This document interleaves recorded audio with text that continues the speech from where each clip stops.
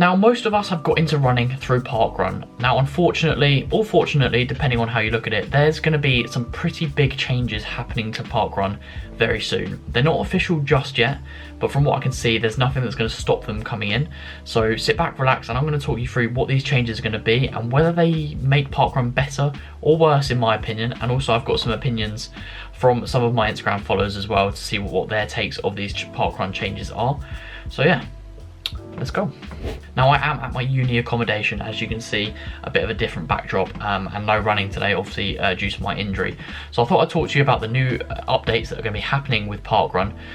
Now, currently, if you go onto your Parkrun account at your local Parkrun, you'll be able to see things like your time, your position, and this all kind of links into a particular aspect of that statistic, which is your gender. So your gender position, your age grade compared to how someone of your age and your gender will perform, the course record for the different genders, the fastest runners in each of the genders. So I think for Parkrun it says sub 17 men, sub 20 women, so on and so forth. There's loads of stats. You can go and have a look on your own personal profiles.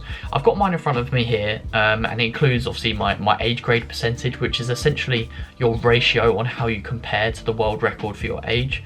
So for example, if the world record for your age group is 20 minutes and you can run a 40-minute parkrun, the world record is 50% of your time, so therefore your age grade would be 50%. So obviously the higher the age grade, the better it is, but that is tied to your age and your gender and the world record based on those quantities essentially. The statistics side of Parkrun is a big aspect for a lot of participants, and it's something that drives them to keep coming back every week. Now, I know I'm in the fortunate position of someone who maybe is able to take some parkrun records, so that's definitely something that I've looked at when I've gone to parkruns kind of slightly further afield, comparing myself to the record for that course.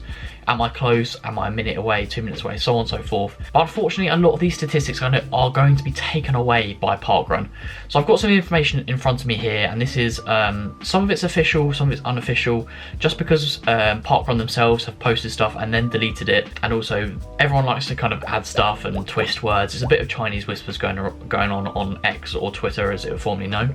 So I'm going to try and explain to you what these changes are going to be, and yeah, you can let me know down in the comments if you think they're going to be good or bad for Parkrun. So I think a good place to start is telling you what Parkrun posted on Facebook yesterday. Now this has unfortunately been deleted since, so you won't be able to find this online, but I did manage to find a screenshot that one of my friends took of the post. So I'll read this for you now. So Parkrun said, "We know that our websites are an important source of information for all parkrunners, especially those who are new and yet to take part.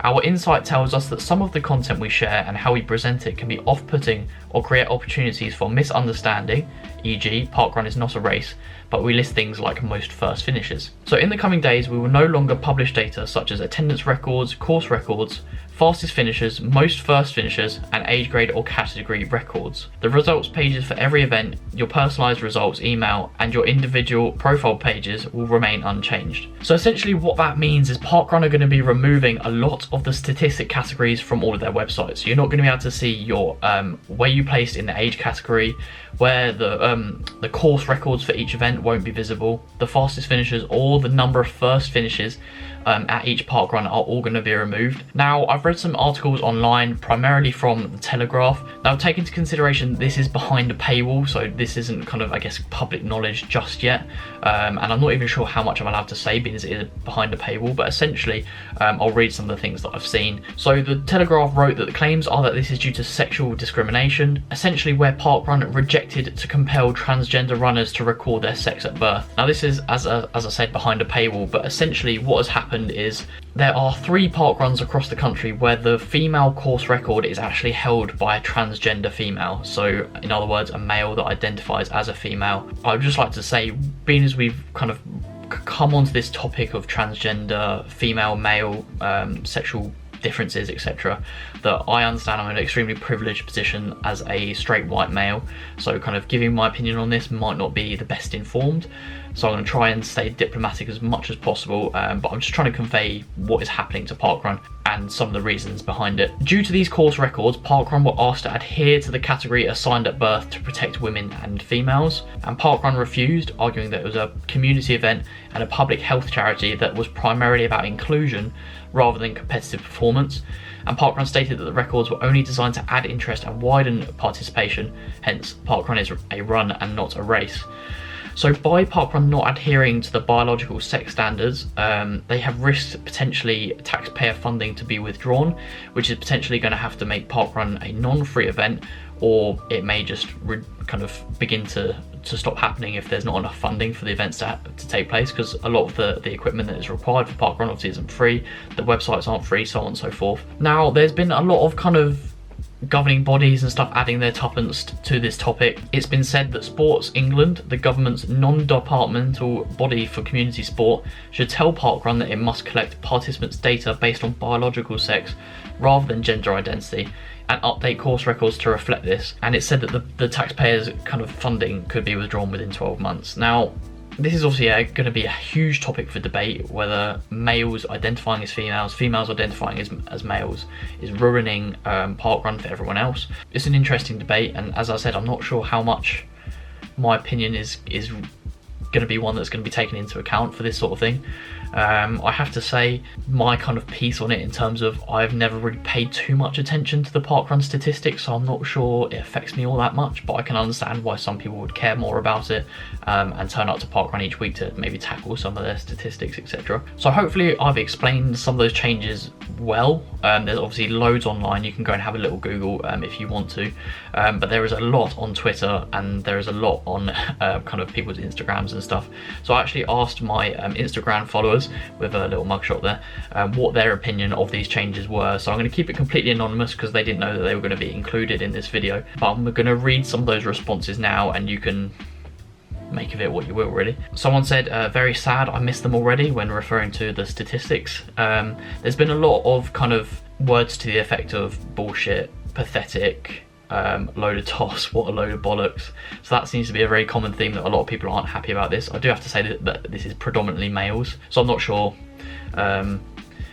what to make of that. Someone said, shocking, Parkrun is a race against yourself but also against your friends and the community, which I think is a valid point.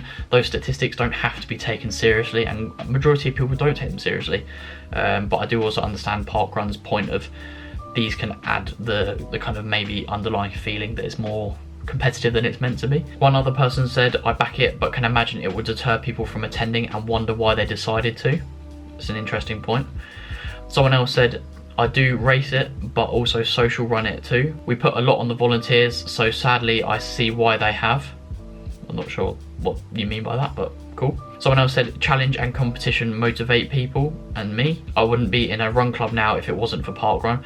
So obviously a lot of people are saying that the reason they got into the sport was through Parkrun, so maybe some of these changes might reduce the number of new runners coming into the sport from non-runners to runners. Someone else said, shame, used to be somewhere that catered for all and supported all levels of the sport. Opinions like this, I'm not 100% sure if that's kind of what they were going for, because no disrespect, but if you're at the elite kind of upper end of the sport, Parkrun is definitely less aimed at you for sure.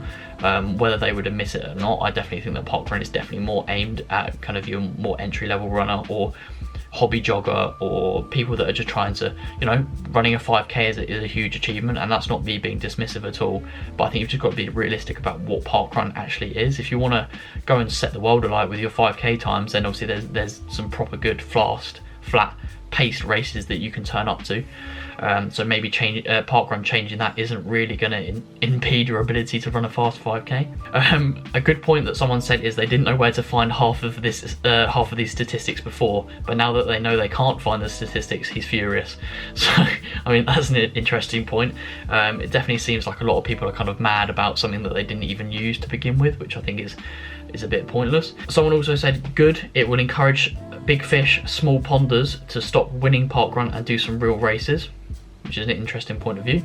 Someone said there's thousands of parkruns, thousands of age/gender course records. If you're concerned by your specific record, grow up. There's thousands of records, who cares? Again, interesting. To be as diplomatic as possible, There's been a lot of hate arising from these changes, obviously because of the involvement of transgender people in the sport, and women feeling threatened by males being able to identify as female and then take their records or beat them in races.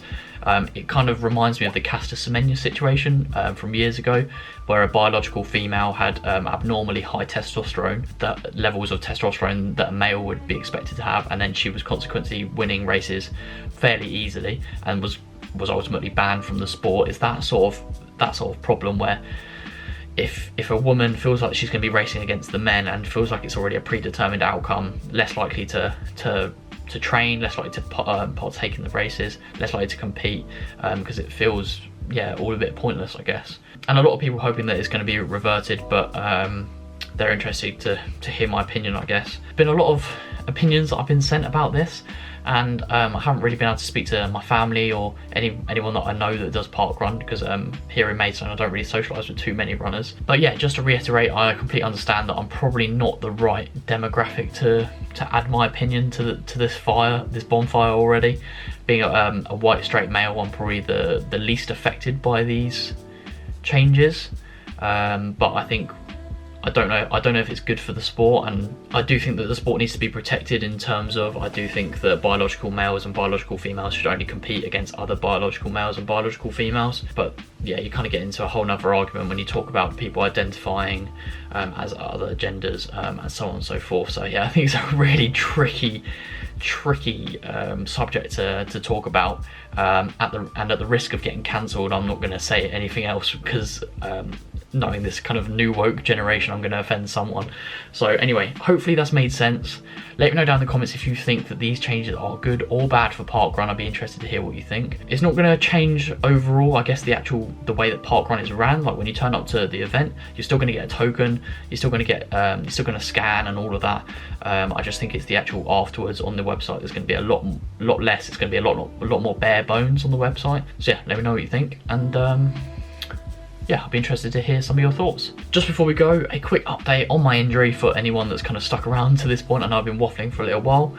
Yeah, leg is still a little bit painful. I've been trying my best to kind of train a little bit of upper body as much as I can, but I haven't begun cross training yet, just because I've been following a 6-week plan from a friend that has a similar injury to what I believe I've got. So yeah, I'm hoping I'll be back to training, or back to cross training fairly soon, and then maybe back to full running in about 4 to 6 weeks, depending on an MRI scan, which I'm hoping to have around 4 to 6 weeks time. But yeah, it's all a bit up in the air at the moment, but if anyone wants to hear any more details about my actual injury, feel free to ping me a message. But yeah, it's all very complicated, and actually I'm no closer to a diagnosis than I was to begin with. But anyway, please like, subscribe, share with running buddies, let me know what you think in the comments, and I'll catch you in the next one. Peace.